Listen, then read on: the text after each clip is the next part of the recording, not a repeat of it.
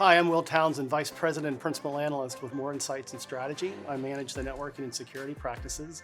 Joining me today is Kavitha Mariappan. She's Zscaler's Executive VP of Customer Experience and Transformation. Welcome, Kavitha. Thank you, Will. It's a pleasure to be here with you. Yes, and I'm excited to be a part of this series celebrating 15 years of innovation with Zscaler. And so I want to start with customer experience. Different companies define customer experience in different ways, and I would love to get your take on that and how Zscaler differentiates itself. Absolutely, love to share. When I think about this organization that Jay and I built about 4.5 years ago. I start from a place of customer empathy and customer obsession, right? That is a key value tenet of a company, and we embody that in every action, activity, and engagement. So if you look at my organization, we're really focused on three top priorities. The first being thought leadership, the creation of thought leadership around zero trust security. Second, around the sharing of best practices around digital transformation and security transformation. And third, really in creating a community for CXOs. And I know that there's a program called CXO Revolutionaries. And I'd love you to share a little bit more about that and how you're leaning into that. The focus of the CXO Revolutionaries program was to highlight the key learnings from these leaders, these digital pioneers, who we call CXO revolutionaries. Because many of these leaders had undertaken, in different geos, different size, scale, verticals, use cases, and really kind of taken this challenge on of translating, their business and their IT infrastructure and their security infrastructure and the application infrastructure into the modern world. CIOs and CISOs are having lots of challenges these days, right? So with disaggregation and cloudification, it's expanding the threat surface. It's also creating blind spots. So I'm just curious, from your perspective, as you've been with Zscaler, what have been some of the challenges and what are some of the resulting changes that have occurred as a result? Yeah, look, I think, let's start first with, when I joined Zscaler about four plus years ago, right? At that time, we had already seen enterprises and government agencies, and both in the federal government as well as public, state and local government, start this transition to IT modernization, right? Be it a strategic initiative or one that was necessitated by shadow IT, or they had been breached. Everybody was faced with, needing to obviously cut costs, needing to protect the enterprise, the crown jewels of the enterprise, and their users.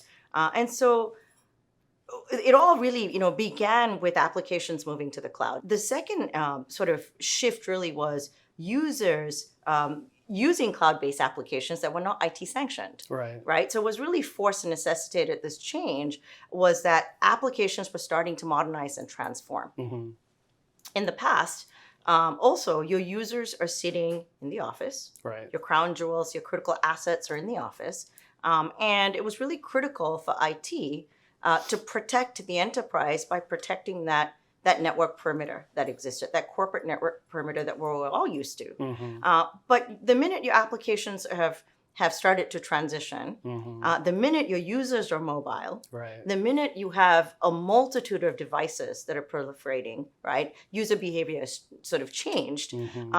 That paradigm of legacy network security, which is protect the network perimeter to protect the user, the applications, and the crown jewels, is no longer feasible. It's obsolete. It's obsolete, right? So I guess the epiphany really was that we are, our users are not tethered to their desks anymore, but we're still deploying a network a security construct that is focused on network security.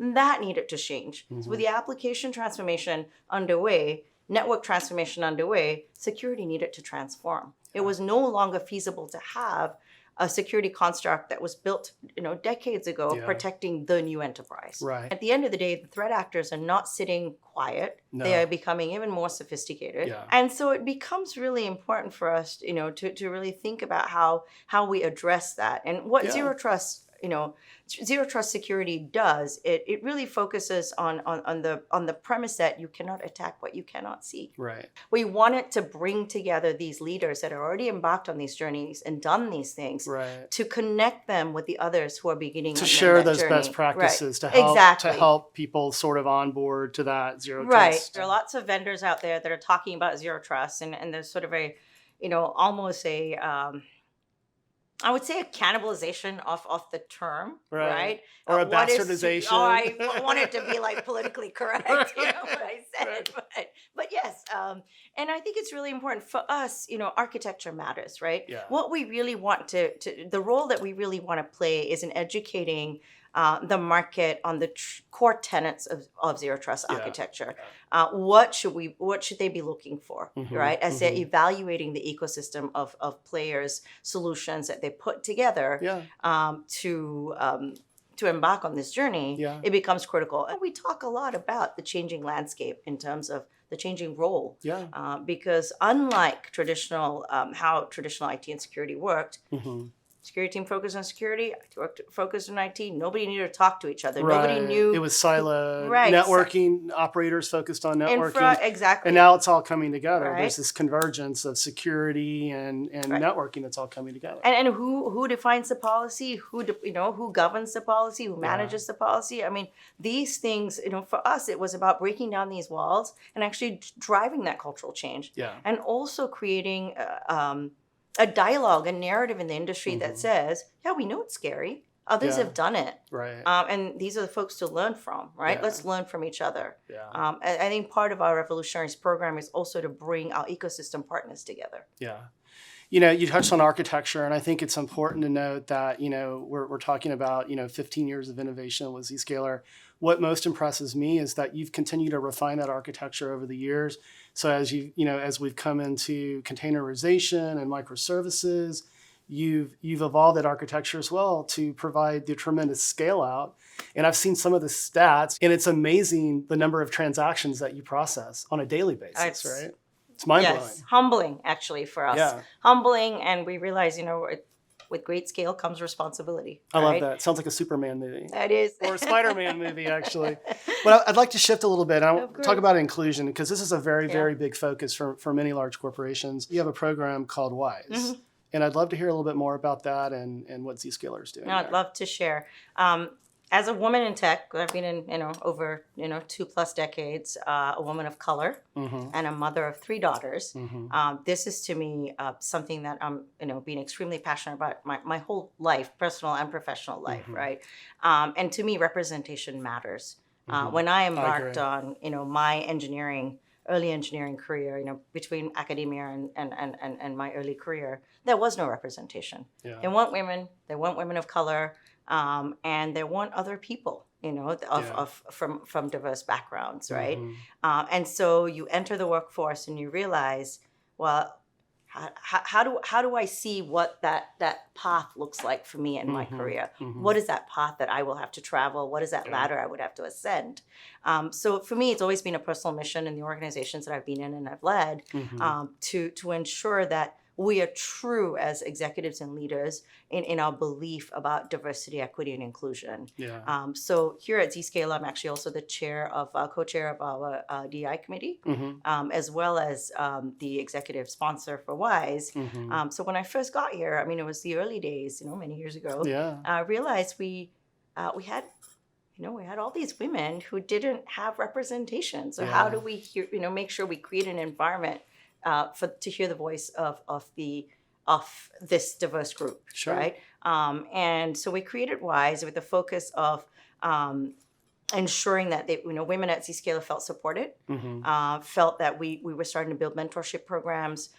We were starting to talk about the things that mattered to them in terms of like benefits and all those things, where you're creating a safe space for them to communicate birds of feather.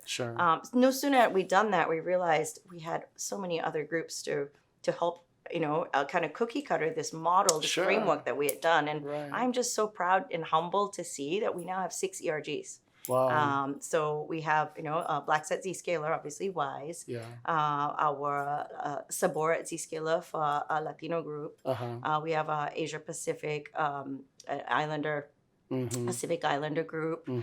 We also have one for veterans Okay. at Zscaler and our LGBTQ community, and that's just the beginning of the journey. So Wow. it really matters. Yeah, super impressive. I mean, when I think of, companies that are really doing it right, Zscaler comes to the top. I think that's great, and that's so great for for my two daughters as well, because they're going to be able to clear the path and break through that glass ceiling, and that's what we need to be doing. Absolutely. For all groups of people. And what's really important is in a lot of organizations relegate DEI to their people and culture organizations, right? That is not a checkbox item. Here at Zscaler, and I mean, I'm 15 years company in the making, right? At least I've been fortunate to have been here 4+ years. We truly believe in this. We truly believe in this through, we train our leaders and our managers to be very conscious, conscious about bias, conscious in our hiring practices, conscious in representation of our conferences that we do, panels that we run. It's off, you often can fall back into bad practices or just, legacy practices, right? If we're all it's that about muscle memory, right? Yeah. And if we're all about transformation, we need to transform. But as we kind of wrap our discussion, I want to ask you a crystal ball question. So I'm just curious. So what changes and challenges are ahead of Zscaler with respect to what you focus on? Yeah. We are continuous learners in this company. It doesn't matter how high you get, how big you get. Be humble and continuously be learning, innovating, and sharpen that saw. Because adversaries are continuing to do that as well, right? The landscape's changing, mega trends are going to continue to shift. So many years ago, we looked at data center virtualization. We're like, what is that now? Right. Cloud, mobility, AI, ML, and these trends are going to continue to evolve. They're going to come at us. We need to continue to make sure that, we are moving, where the puck needs to go, right? And understanding what that looks like. What is the future of work going to look like? What does the future of the enterprise and the government need to look like, right? Who would have thought, the role of a CISO would be penultimate today in ensuring that everybody's safe. To me, there's no more exciting time to be in IT and tech and security. This is the moment. It's a noble cause. It is a totally noble cause, and I'm so privileged to be part of this journey. Yeah. Well, it's been great talking to you. I love your energy, and congratulations again on Zscaler's 15th anniversary. So much.